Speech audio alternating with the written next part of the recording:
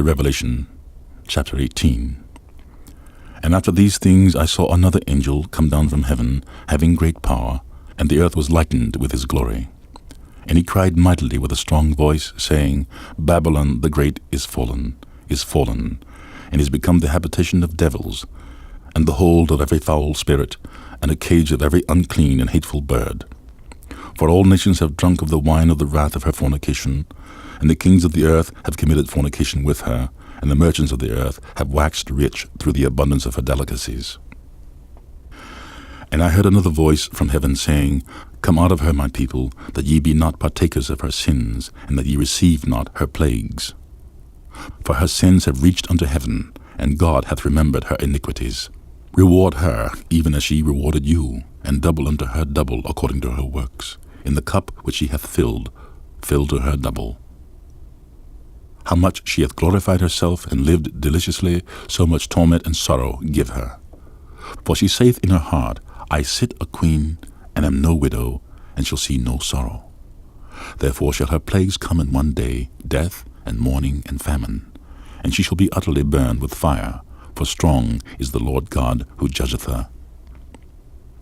And the kings of the earth, who have committed fornication and lived deliciously with her, shall bewail her and lament for her, when they shall see the smoke of her burning, standing afar off for the fear of her torment, saying, Alas, alas, that great city Babylon, that mighty city, for in 1 hour is thy judgment come. And the merchants of the earth shall weep and mourn over her, for no man buyeth their merchandise any more.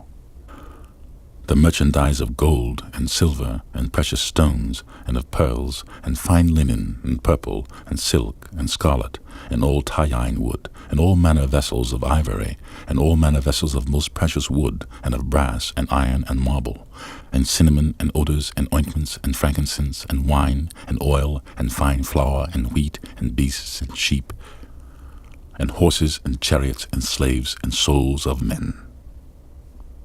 And the fruits that thy soul lusted after are departed from thee, and all things which were dainty and goodly are departed from thee, and thou shalt find them no more at all.